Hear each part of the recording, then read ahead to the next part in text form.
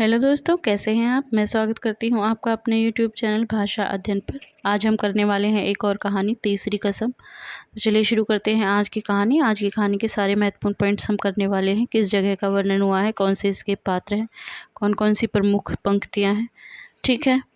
और इसके अलावा इसकी विशेषता क्या है, केंद्रीय बिंदु क्या है, ये सभी पॉइंट्स आज हम करने वाले हैं, ठीक है। तो तीसरी कसम कहानी चलिए शुरू करते हैं। लिखी किसने है, लिखी है फणीश्वर नाथ रेणु जी ने, ठीक। कब लिखी गई है, लिखी गई है 1959 में। तीसरी कसम उर्फ मारे गए गुलफाम। फणीश्वर नाथ रेणु जी की कहानी 1959 में प्रकाशित हुई है। और कहाँ प्रकाशित हुई है, ठुमरी कहानी संग्रह में, ठीक है। ये आपको याद रखना है, कहानी संग्रह में प्रकाशित हुई है। कौन से में, ठुमरी कहानी संग्रह में।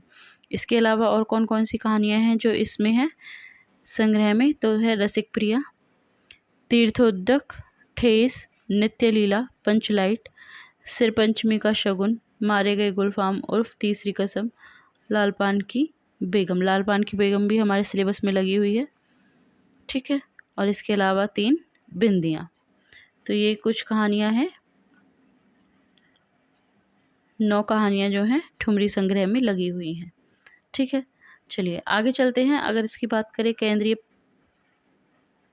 पॉइंट जो बिंदु हैं उनकी बात करें तो आंचलिक कहानी है, ठीक है। ग्राम गीतों का प्रयोग हुआ है इसमें। प्रेम की पीड़ा और उसकी भीनी भीनी खुशबू है। मूल कथा में नायक कौन है, हीरामन। हीरामन द्वारा खाई गई 3 कसमों की चर्चा के साथ नायक के प्रेम प्रसंग की कहानी भी है। पहली कसम कौन सी है उसकी, चोरी का सामान गाड़ी में नहीं रखेगा। दूसरी कसम है बांस की लदनी नहीं करेगा। और तीसरी कसम वो खाता है कि नाटक वाली अर्थात कंपनी वाली को गाड़ी में नहीं बिठाएगा, ठीक है। तो इसी के इर्द गिर्द जो है ये कहानी घूमती है और इसके ऊपर फिल्म भी बन चुकी है, ठीक।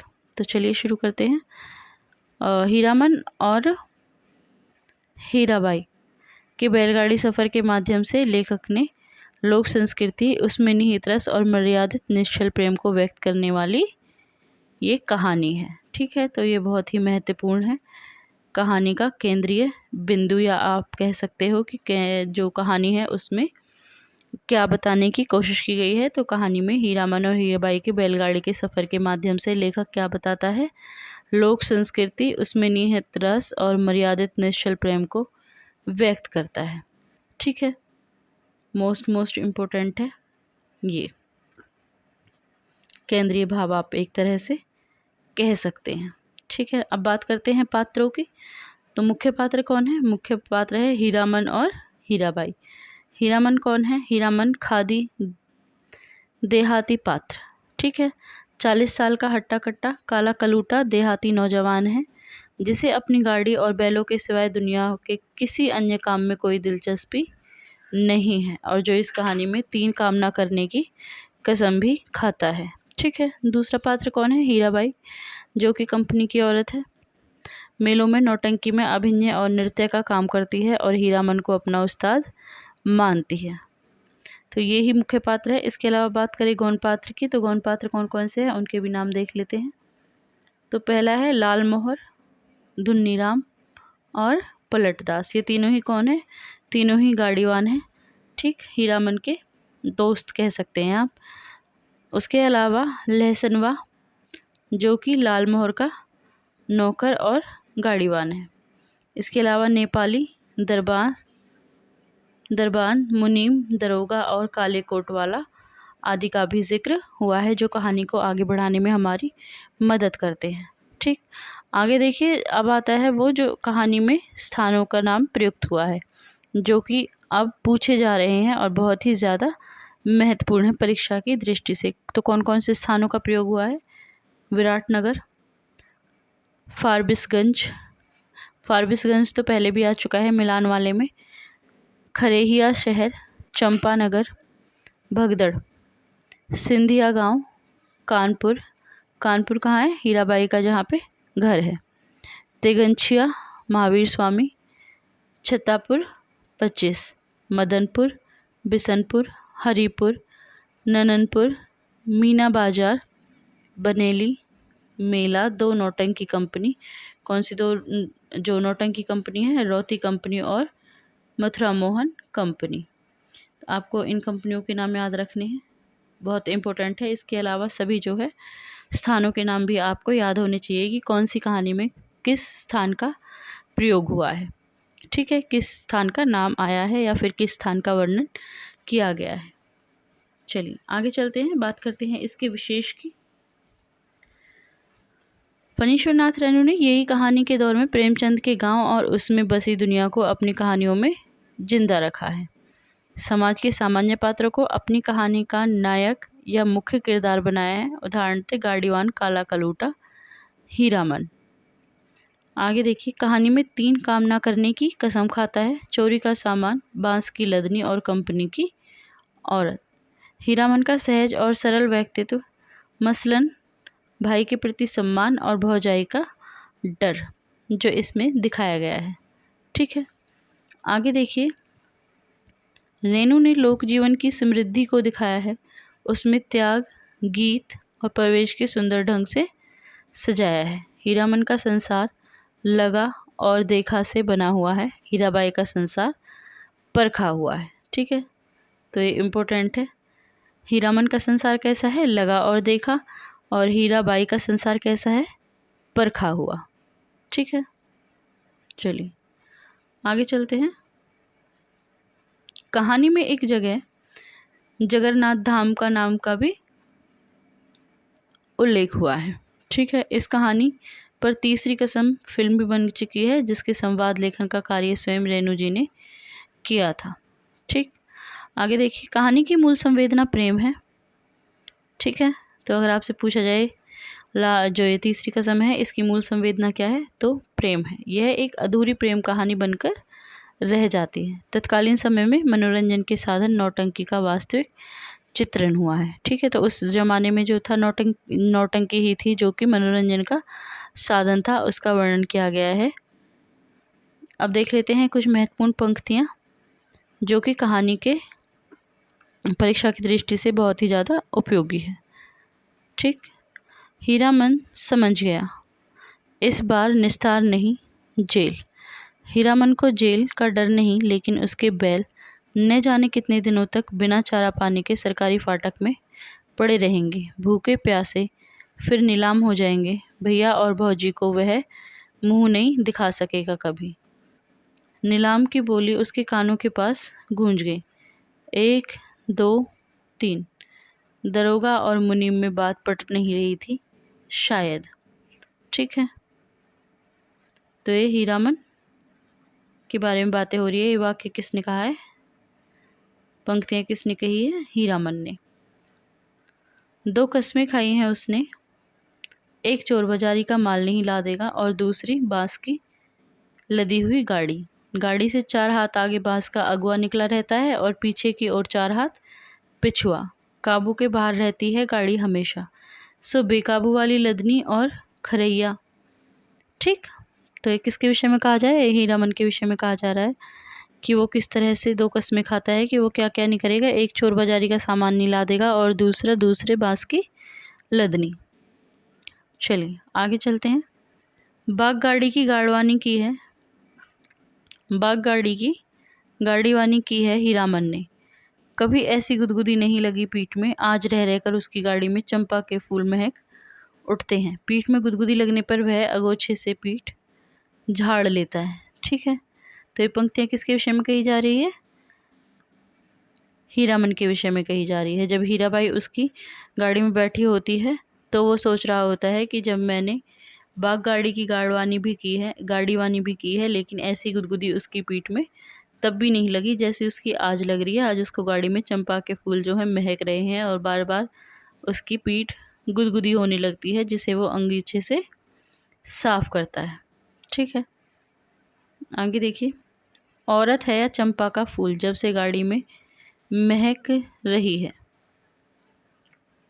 हीरामन के विषय में कहा जा रहा है, हीराबाई के विषय में, ठीक है। हीरामन सोच रहा है कि औरत है या चंपा का फूल जब से गाड़ी में बैठ रही है तब से महक ही आए जा रही है। मथुरा मोहन नौटंकी कंपनी में लैला बनने वाली हीराबाई का नाम किसने नहीं सुना होगा भला, लेकिन हीरामन की बात निराली है। उसने 7 साल तक लगातार मेलों की लदनी लादी है, कभी नौटंकी थिएटर या बायोस्कोप सिनेमा नहीं देखा। ठीक है, चलिए आगे चलते हैं। उसकी सवारी मुस्कुराती है, मुस्कुराहट में खुशबू है। तो ये किसके विषय में कहा जा रहा है? ये कहा जा रहा है हीराबाई के विषय में। और कौन कह रहा है?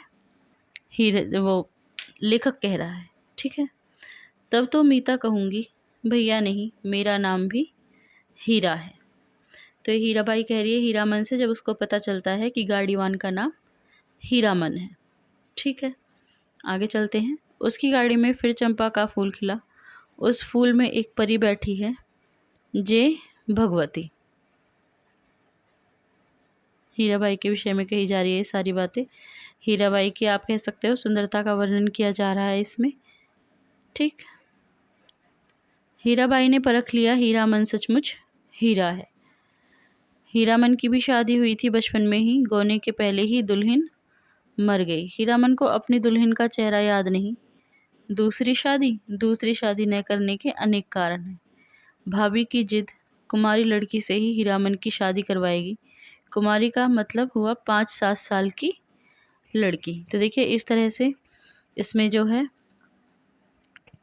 एक बाल विवाह का भी वर्णन हो गया है कि 5-7 साल की लड़की से जो है हीरामन की भाभी उसका विवाह कराना चाहती है। तो पहले जो है बहुत जल्दी शादी हो जाती थी, क्योंकि उसकी पहली शादी भी ऐसे ही हुई थी, लेकिन जो उसकी पत्नी है वो गौने से पहले ही मर गई थी। ठीक, चलिए आगे चलते हैं। अब हीरामन ने तय कर लिया है शादी नहीं करेगा। आगे देखिए, बिदागी। बिदागी क्या होता है? नहरिया ससुराल जाती हुई लड़की को बिदागी कहा जाता है, आपको याद रखना है, इम्पोर्टेंट है। ठीक, आगे चलिए। काला आदमी, राजा क्या महाराजा भी हो जाए रहेगा काला आदमी। साहब के जैसे अक्ल कहाँ से पाएगा? ये बात कौन है? ये हीरामन कह रहा है, किससे? हीराबाई से। चलिए आगे चलते हैं। छोकरा नाच के मनुआ नटवा का मुंह हीराबाई जैसा ही था। कहाँ चला गया वह जमाना? हर महीने गांव में नाचने वाले आते थे। हीरामन ने छोकरा नाच के चलते अपनी भाभी की भी न जाने कितनी बार ठोली सुनी थी। भाई ने घर से निकल जाने को कहा था। ठीक है, चलिए आगे चलते हैं। हीरामन दुनिया भर की निगाह से बचा कर रखना चाहता था किसको? हीराबाई को।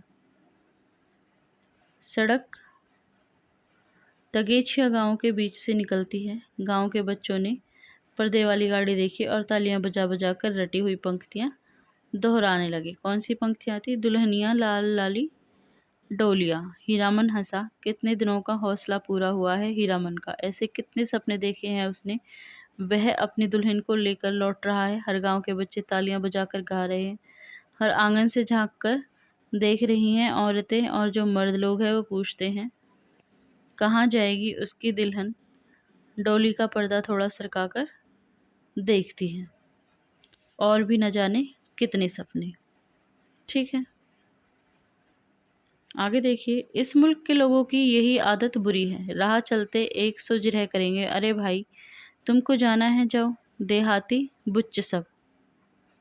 ठीक, आगे देखिए। महुआ घटवारिन गाते समय उसके सामने सावन भादों की नदी उमड़ने लगती है। क्या गाता है वो? महुआ घटवारिन। अमावस्या की रात और घने बादलों में रह रहकर बिजली चमक उठती है। उसी चमक में लहरों से लड़ती हुई बारी कुमारी महुआ की झलक उसे मिल जाती है। सफरी मछली की चाल और तेज हो जाती है। उसको लगता है कि वह खुद सौदागर का नौकर है। महुआ कोई बात नहीं सुनती, प्रतीत करती नहीं, उलटकर देखती भी नहीं, और वह थक गया है तैरते तैरते। तो इस कहानी में एक और कहानी का भी वर्णन है, उसके बारे में बात की जा रही है। ठीक है, कौन सी रात का वर्णन किया गया है? अमावस्या की रात का वर्णन किया गया है। ठीक, चलिए आगे चलते हैं। तुम मेरे उस्ताद हो। हमारे शास्त्र में लिखा है एक अक्षर सिखाने वाला भी गुरु और एक राग सिखाने वाला भी उस्ताद होता है। ये बात कौन कह रहा है? हीराबाई कह रही है। किससे? हीरामन से। चलिए आगे देखिए। आज रात भर हीरामन की गाड़ी में रहेगी वह, हीरामन की गाड़ी में नहीं घर में। आगे देखिए, जनाना जात अकेली रहेगी गाड़ी पर, कुछ भी हो जाए जनाना आखिर जनाना ही है, कोई ज़रूरत ही पड़ जाए। ये कौन कह रहा है? ये पलटदास कह रहा है हीरामन से। ठीक, आगे देखिए, उस आदमी ने अपनी संगी से कहा, खेला शुरू होने पर जगा देना। नहीं नहीं, खेला शुरू होने पर नहीं, हिरिया जब स्टेज पर उतरे तो हमको जगा देना। देखिए, जब नौटंकी शुरू होने वाली थी तब जो अंदर लोग बैठे हुए थे उनमें से जो एक आदमी है वो सोने की चेष्टा कर रहा था और अपने साथी से कहता है कि जब शुरू हो खेल तब बता देना, लेकिन बाद में कहता है कि जब हीरा आए तो बता देना। ठीक, हीरामन के कलेजे में जरा आँच लगी। हिरिया बड़ा लटपटिया आदमी मालूम पड़ता है। उसने लाल मोहर को आँख के इशारे से कहा, इस आदमी से बतियाने की ज़रूरत नहीं है। ठीक है, जब वो उस आदमी की बातें सुनता है तो उसे बहुत गुस्सा आता है। ठीक है, और वो अपने दोस्त से कहता है कि कैसा लटपटिया आदमी है, मतलब लटपटिया बेकार आदमी है। और अपने दोस्त का नाम क्या है? लाल मोहर। उसकी तरफ आंखों से इशारा करके ही उसको समझाता है कि इस इंसान से बात नहीं करनी है। ठीक है, चलिए आगे देखिए। तीनों चारों से मत पूछे कोई, नौटंकी में क्या देखा। किस्सा कैसे याद रहे? हीरामन को लगता था हीराबाई शुरू से ही उसी की ओर टकटकी लगाकर देख रही है, गा रही है, नाच रही है। लाल मोहर को लगता है हीराबाई उसी की ओर देखती है। वह समझ गई है हीरामन से भी ज़्यादा पावर वाला आदमी है लाल मोहर। पलटदास किस्सा समझता है, किस्सा और क्या होगा, रेमेन की ही बात है। ठीक है, चलिए आगे चलते हैं। पलटदास हर रात नौटंकी शुरू होने के समय श्रद्धापूर्वक स्टेज को नमस्कार करता, हाथ जोड़कर।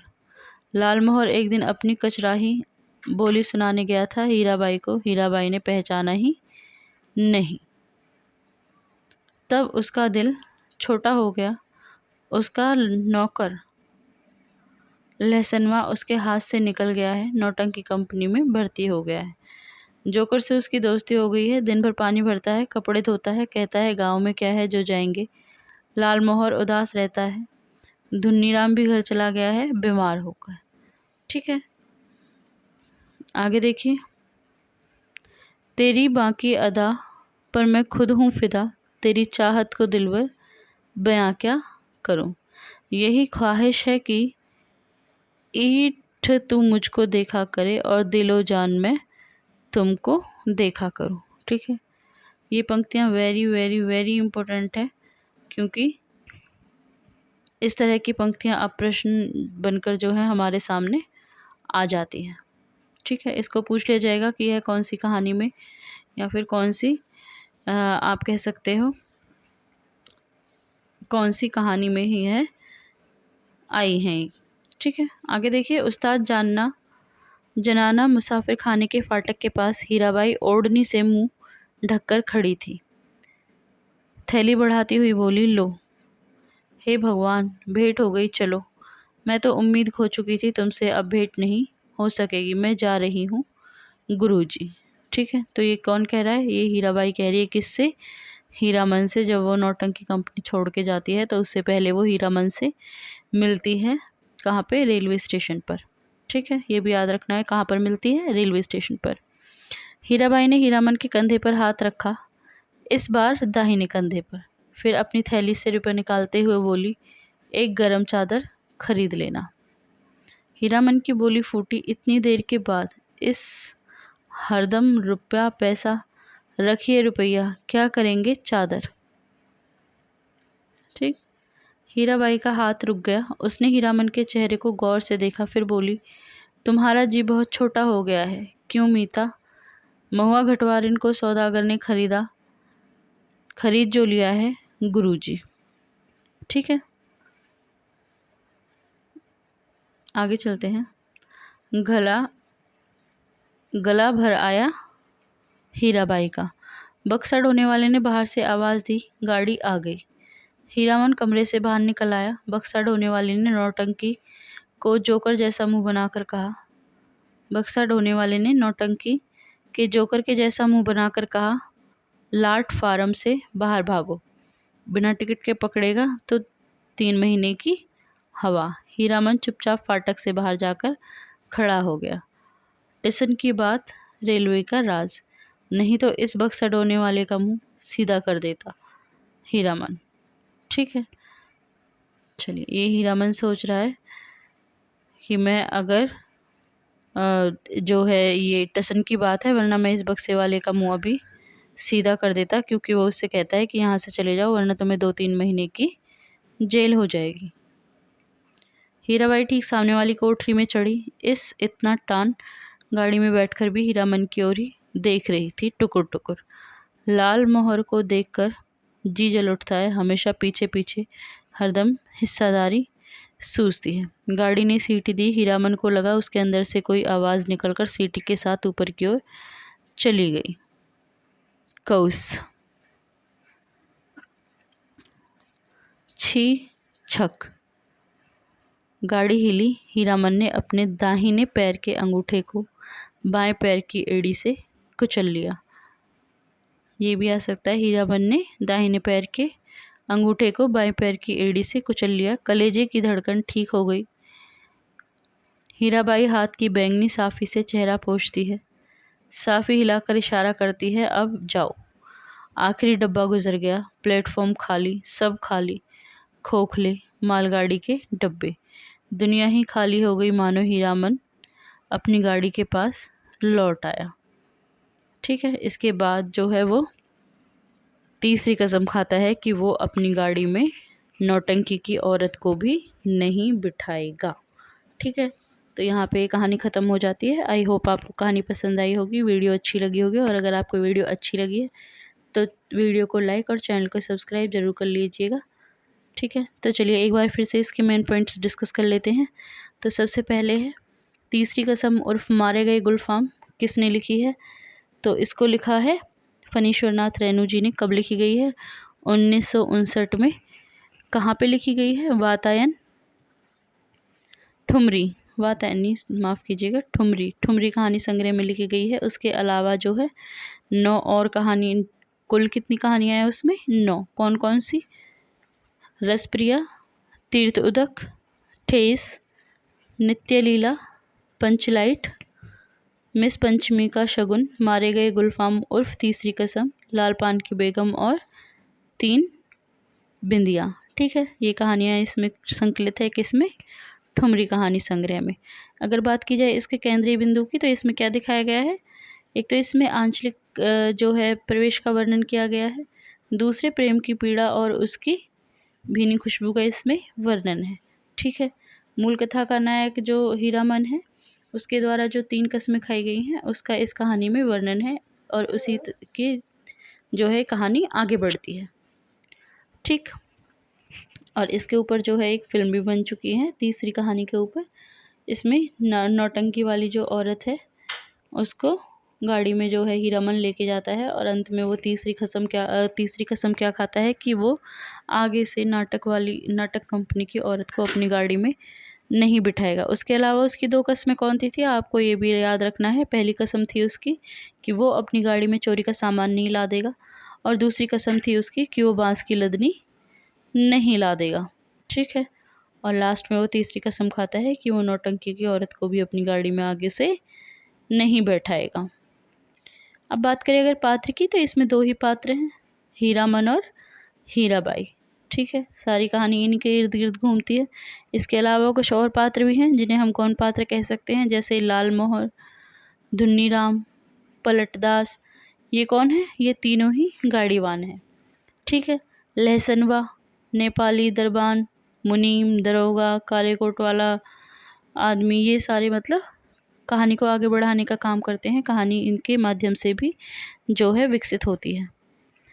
अब बात आती है कहानी में प्रयुक्त स्थान कौन कौन से हैं। तो कौन कौन से स्थान प्रयुक्त किए गए? इसमें कहानी में स्थानों के बहुत नाम आए हैं, तो आपको इन्हें याद रखना है, क्योंकि अब जो है कहानी के नाम, जगह के नाम, कहानी में जो भी स्थान प्रयुक्त हो रहा है उनका बहुत ज़्यादा पूछा जा रहा है पात्र के अलावा। तो कहानी में कौन कौन से जो है जगह का नाम आया है देख लेते हैं। विराटनगर, फरसीगंज, खैरिया शहर, चंपानगर, सिंधिया गांव, कानपुर, तिगछिया, छत्तापुर 25, मदनपुर, और कौन सा था, और बिशनपुर, हरिपुर, नननपुर, मीना बाजार, बनेली मेला। और इसके अलावा 2 नौटंकी कंपनियों के नाम आते हैं, वो भी आपको याद रखने हैं। कौन सी कंपनियां हैं? रोती कंपनी और मथुरा मोहन कंपनी। ठीक है, जब हीरामन उसको अपनी गाड़ी में ले जाता है तो वो कौन सी कंपनी के लिए काम कर रही थी? रोती कंपनी के लिए। लेकिन बाद में वो उसको छोड़कर वापस मथुरा मोहन कंपनी ज्वाइन कर लेती है।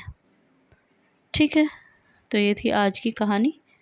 मिलते हैं आगे एक नई कहानी के साथ, तब तक के लिए नमस्कार।